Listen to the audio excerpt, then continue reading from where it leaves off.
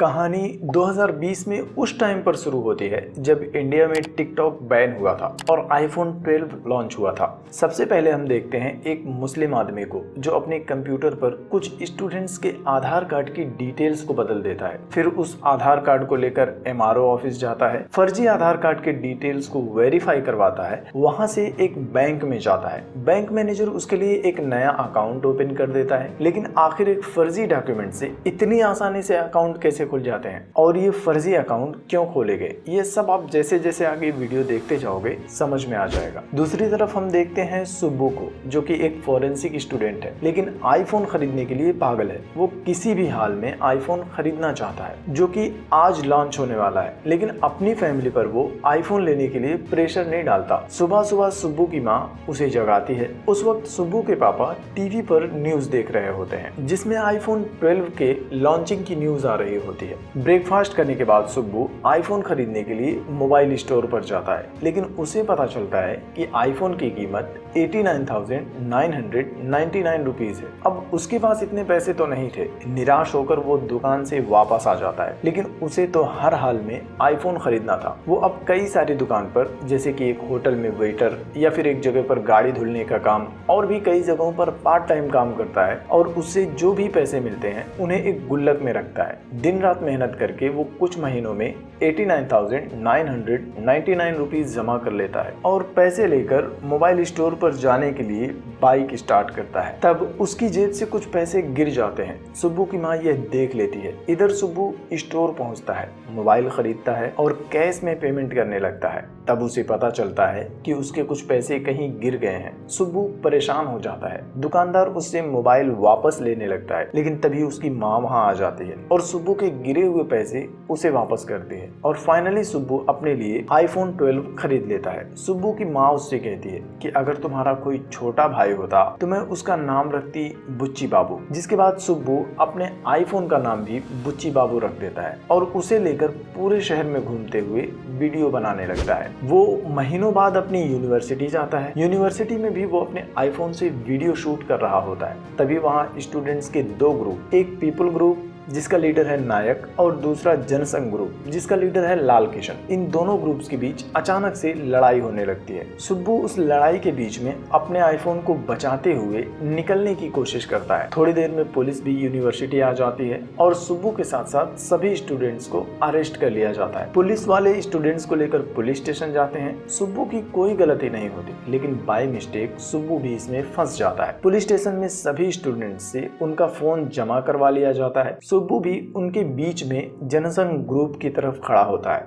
थोड़ी देर बाद कमिश्नर भी वहां आ जाता है। वो उन सभी स्टूडेंट्स से कहता है कि तुम सबको अपनी पढ़ाई पर ध्यान देना चाहिए और उन्हें वार्निंग देता है कि फिलहाल मैं तुम सबका नाम रावड़ी लिस्ट में शामिल नहीं कर रहा हूँ, लेकिन अगर दोबारा तुम लोगों ने ऐसा किया तो तुम सबको रावड़ी लिस्ट में शामिल कर लिया जाएगा, जिसके बाद तुम्हारी लाइफ बर्बाद हो जाएगी। वो नायक और लाल किशन दोनों को अगले 1 महीने तक कमिश्नर ऑफिस में हर दिन हाजिरी लगाने के लिए कहता है और सभी को वार्निंग देकर छोड़ देता है। सभी स्टूडेंट्स अपना अपना फोन लेते हैं और वहां से चले जाते हैं। सुब्बू भी अपना फोन लेने के लिए जाता है। एक लेडी कांस्टेबल उसे बॉक्स के अंदर से अपना फोन लेने के लिए कहती है, लेकिन बॉक्स में सुब्बू का फोन नहीं होता। तब वो फिर से लेडी कांस्टेबल से अपने फोन के बारे में पूछता है, लेकिन उसे भी सुब्बू का फोन कहाँ है पता नहीं होता। वो सुब्बू को अगले दिन पुलिस स्टेशन आने के लिए कहती है। तब सुब्बू उसे कहता है कि मेरा आईफोन नया था, शायद इसीलिए आपके स्टेशन में किसी पुलिस वाले ने मेरा फोन चुरा लिया होगा, इसलिए मैं पुलिस स्टेशन पर कंप्लेंट करना चाहता हूँ और जब तक मुझे मेरा फोन नहीं मिल जाता मैं कहीं नहीं जाऊंगा।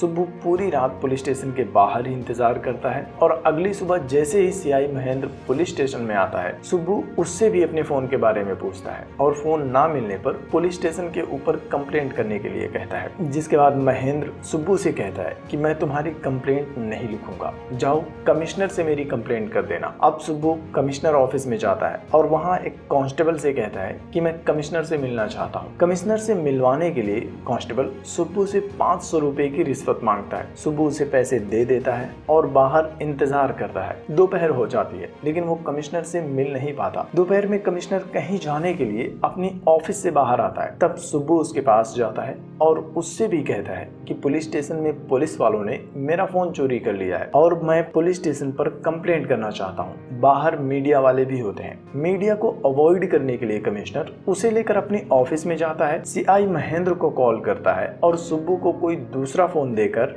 मामले को खत्म करने के लिए कहता है। लेकिन सुब्बू दूसरा फोन लेने से इनकार कर देता है क्योंकि सुब्बू अपने फोन को अपना छोटा भाई मानता है। वो कमिश्नर से कहता है कि अगर आप मुझे मेरे आईफोन के बदले कोई दूसरा फोन देते हैं तो आपको यह सब कुछ मुझे लिख कर देना होगा। उसकी बातों से कमिश्नर भी गुस्से में आ जाता है और कहता है कि अब अगर मुझे तुम्हारा फोन मिल गया तो मैं उसे तोड़ दूंगा और उसका एक टुकड़ा भी तुझे देखने नहीं दूंगा। वो सुब्बू को अपने ऑफिस से भगा देता है। सुब्बू वहां से अपने दोस्त स्वामी के पास जाता है। स्वामी भी उसे अपने फोन को भूल जाने के लिए कहता है, लेकिन सुब्बू उससे कहता है कि कमिश्नर की बेटी श्रुति हमारी यूनिवर्सिटी में ही पढ़ती है और अब मैं उससे दोस्ती करूंगा और श्रुति से कहूंगा कि अपने पापा से मेरा फोन मुझे वापस करने की सिफारिश कर दे। जिसके बाद अगले दिन वो यूनिवर्सिटी जाता है और स्वामी के साथ मिलकर यूनिवर्सिटी में श्रुति को ढूंढना शुरू कर देता है। श्रुति की सहेलियों से श्रुति के बारे में पूछता है और उसे पता चलता है कि श्रुति एक टाइम पर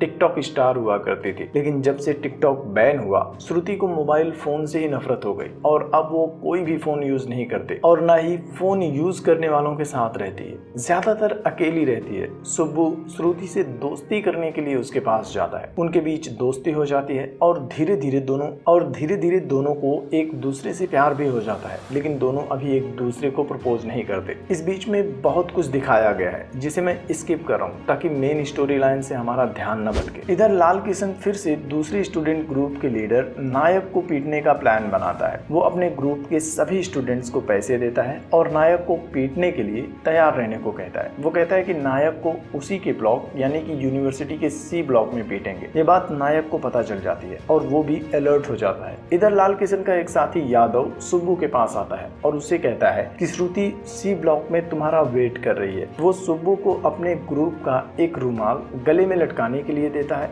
और उसे सी ब्लॉक भेज देता है। यादव के प्लान से अनजान सुब्बू सी ब्लॉक में जाता है जहां नायक के आदमी सुब्बू को मारने लगते हैं। वो लोग सुब्बू को लगभग जान से मारने वाले होते हैं। तभी कमिश्नर वहां आ जाता है और उनका झगड़ा खत्म करवाता है। लेकिन इस बार कमिश्नर नायक और लाल किशन दोनों को लेकर पुलिस स्टेशन जाता है और उन दोनों का नाम रावड़ी रजिस्टर में डाल देता है। इधर यूनिवर्सिटी में सुब्बू अपने फोन को वापस पाने का एक प्लान बनाता है। वो श्रुति के पास जाता है, उसे बताता है कि आज मेरा बर्थडे है और उससे अपना गिफ्ट मांगता है। श्रुति उससे कहती है कि तुम जो भी गिफ्ट मांगोगे मैं तुम्हें दूंगी, क्योंकि हम दोनों के मिलने के बाद ये तुम्हारा पहला बर्थडे है तो मैं इसे यादगार बनाना चाहती हूँ। सुब्बू सिर्फ एक रात के लिए श्रुति से उसके पापा की रिवॉल्वर मांगता है। पहले तो श्रुति इनकार करती है लेकिन बाद में मान जाती है और रात में वो अपने पापा की पर्सनल ब्लैक रिवॉल्वर लाकर as a birthday gift Subbu को दे देती है। इधर उसी रात में नायक और लाल किशन दोनों हाथ मिला लेते हैं और एक साथ कमिश्नर पर अटैक करने का प्लान बनाते हैं, क्योंकि कमिश्नर ने उन दोनों का नाम राउडी लिस्ट में शामिल कर दिया था। और रात में जब कमिश्नर घर वापस जा रहा होता है तब ये लोग पूरे स्टूडेंट ग्रुप के साथ मिलकर कमिश्नर पर अटैक कर देते हैं। ये अटैक इतना बड़ा होता है कि कमिश्नर अपनी गाड़ी छोड़कर पुलिस की दूसरी गाड़ी में बैठकर वहां से भाग जाता है। वो वापस पुलिस स्टेशन जाता है, सीसीटीवी कैमरों की जांच करता है और एक एक करके सभी स्टूडेंट्स को अरेस्ट करना शुरू कर देता है। लाल किशन और यादव को भी अरेस्ट कर लिया जाता है और सबको पुलिस स्टेशन लाकर पुलिस वाले उनकी पिटाई करना शुरू कर देते हैं। सुबह हो जाती है और सुबह सुबह सुब्बू कमिश्नर को कॉल करता है और उससे कहता है कि तुम्हारी रिवॉल्वर मेरे पास है और अगर तुम अपनी रिवॉल्वर वापस पाना चाहते हो तो पहले मेरा आईफोन लाकर मुझे दे दो। लेकिन तब कमिश्नर उसे बताता है कि पीपल ग्रुप के स्टूडेंट लीडर नायक का मर्डर हो चुका है और उसका मर्डर मेरी चोरी हुई रिवॉल्वर से ही हुआ है। इतना सुनते ही सुब्बू की हालत खराब हो जाती है। फोन पर ही वो कमिश्नर से गिड़गिड़ाना शुरू कर देता है कि यह मर्डर मैंने नहीं किया है। नायक का मर्डर थोड़ी देर में नेशनल न्यूज बन जाता है और जगह जगह पर ये न्यूज ट्रेंडिंग पर होती है कि कमिश्नर की मिसिंग रिवॉल्वर से नायक का मर्डर हुआ है। सुब्बू के पास रिवॉल्वर है, यह जानने के बाद कमिश्नर बाकी स्टूडेंट्स स्टूडेंट्स को छोड़ देता है और सभी स्टूडेंट्स बाहर जाकर कमिश्नर के खिलाफ प्रोटेस्ट करना शुरू कर देते हैं। जिसके बाद कमिश्नर अपने और सुब्बू के बीच हुई कॉल रिकॉर्डिंग्स मीडिया को दे देता है, जिसमें सुब्बू ने कमिश्नर से कहा था कि तुम्हारी रिवॉल्वर मेरे पास है और अगर तुम अपनी रिवॉल्वर वापस पाना चाहते हो तो पहले मेरा आईफोन लाकर मुझे दे दो। और सुब्बू को पकड़ने के लिए कमिश्नर पूरी फोर्स को उसके पीछे लगा देता है। इधर सुब्बू भी स्वामी के फोन से श्रुति को कॉल करता है। वो श्रुति को यकीन दिलाता है कि नायक का मर्डर मैंने नहीं किया है। जिसके बाद श्रुति कहती है कि तुम मुझे रिवॉल्वर वापस कर दो, मैं उसे वापस रख दूंगी, जिससे कि प्रॉब्लम सॉल्व हो जाएगी, और उससे एक कॉफी शॉप में मिलने के लिए बुलाती है। इधर स्वामी का फोन टैप करने की वजह से कमिश्नर को भी सुब्बू की लोकेशन पता चल जाती है। जैसे ही कॉफी शॉप में सुब्बू श्रुति को रिवॉल्वर देने वाला होता है, वहां से आई महेंद्र पूरी फोर्स के साथ पहुंच जाता है। सुब्बू उनसे बचकर भागने लगता है। पुलिस उसका पीछा करती है और एक भीड़ में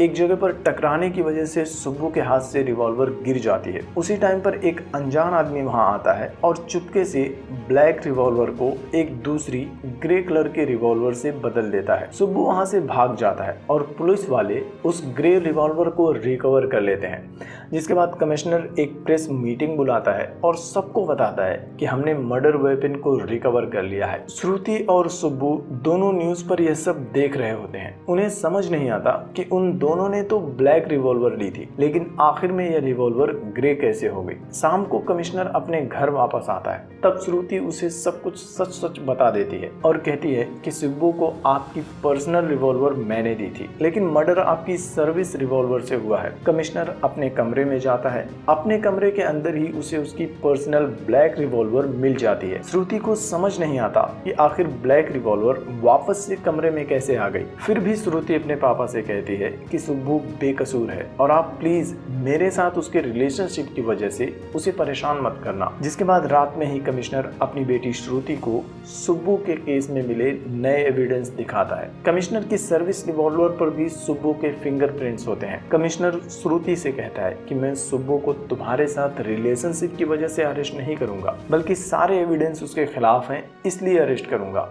मैं चाहता हूं कि तुम उसे समझाओ और सरेंडर करने के लिए कहो। अगर वो बेकसूर है तो मैं ये साबित करके रहूंगा। इधर ये मामला न्यूज में बहुत हाईलाइट होता है, जिसकी वजह से होम मिनिस्टर और डीआईजी दोनों कमिश्नर पर दबाव बनाते हैं कि वो इस केस को जल्द से जल्द खत्म करे। अगली शाम श्रुति की बात मानकर सुब्बू सरेंडर करने के लिए कमिश्नर के घर आता है। सरेंडर करने से पहले वो श्रुति से मिलने के लिए उसके कमरे में जाता है और उससे कहता है कि तुम मोबाइल यूज करने वालों से नफरत करती हो और मुझे तुम्हारे पापा से अपना आईफोन लेना था, इसलिए मैंने गन मांगी थी, लेकिन मैंने मर्डर नहीं किया है। जिसके जवाब में श्रुति बस उसे आई लव यू कह पाती है। दोनों गले मिलते हैं और अलग हो जाते हैं। सुब्बू सरेंडर कर देता है और कमिश्नर के इशारे पर शियाई महेंद्र उसे लेकर उस जगह पर जाता है जहां नायक की लाश मिली थी। महेंद्र उस जगह पर सुब्बू का एनकाउंटर करने वाला होता है, लेकिन लास्ट मोमेंट पर सुब्बू महेंद्र के इरादों को समझ जाता है और उसके साथ फाइट करके वहां से भाग जाता है। अगली सुबह कमिश्नर फिर से मीडिया को बुलाता है और उन्हें सुब्बू के यूनाइटेड अर्बन बैंक के एक अकाउंट के बारे में बताता है, जिसमें 1.75 करोड़ रुपए जमा किए गए थे। इसके बाद सुब्बू के खिलाफ लुकआउट नोटिस जारी कर दिया जाता है। मीडिया में सुब्बू की न्यूज ट्रेंडिंग पर होती है। हर कोई बस सुब्बू को ढूंढ रहा होता है। ऐसे में सुब्बू छुपकर अपने पापा से मिलने के लिए जाता है। उसे समझ नहीं आता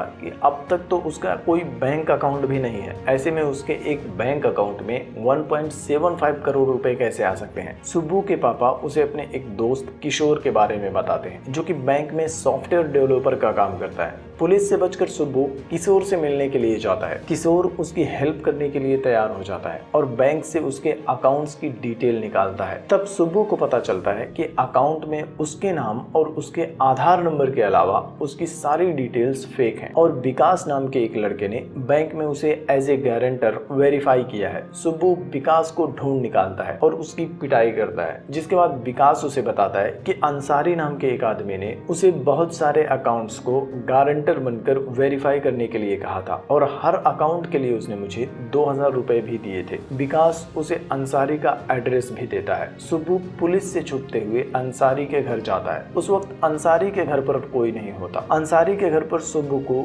यूनाइटेड अर्बन बैंक के बहुत सारे अकाउंट, उनके पासबुक और चेकबुक मिल जाते हैं। तभी अंसारी वहां आ जाता है। उनके बीच फाइट होने लगती है और इसी बीच में सुब्बू को वहां बहुत सारे मोबाइल फोन मिल जाते हैं, लेकिन अंसारी वहां से भाग जाता है। सुब्बू उन सारे फोन्स को लेकर किशोर के पास वापस आता है। किशोर उन सभी फोन नंबर्स को बैंक में चेक करता है तो पता चलता है कि ये सभी नंबर बैंक की एक ही ब्रांच में अलग अलग अकाउंट से लिंक्ड हैं और वो सभी अकाउंट होल्डर्स सुब्बू के ही यूनिवर्सिटी के स्टूडेंट्स हैं। तब किशोर उसे बताता है कि ऐसे बैंक अकाउंट जिनका कोई नॉमिनी नहीं होता, 10 साल तक अगर अकाउंट से कोई ट्रांजैक्शन नहीं होता, तो ऐसे अनक्लेम्ड बैंक अकाउंट का सारा पैसा आरबीआई को ट्रांसफर कर दिया जाता है। लेकिन कोई है जो स्टूडेंट के नाम से फर्जी अकाउंट खुलवाकर अनक्लेम्ड अकाउंट का पैसा फेक नॉमिनी बनकर इन स्टूडेंट्स के अकाउंट में ट्रांसफर करवा रहा है और यह एक तरह का बहुत बड़ा स्कैम है। लेकिन इसके पीछे कौन है पता नहीं। इधर श्रुति भी अपने घर पर सीसीटीवी फुटेज चेक कर रही होती है। वो जानना चाहती थी कि आखिर उसके पापा की पर्सनल रिवॉल्वर वापस से उनके कमरे में कैसे पहुंची और फाइनली सीसीटीवी फुटेज से उसे सब कुछ पता चल जाता है। जिसके बाद वो सुब्बू को कॉल करती है और बताती है कि उस गन को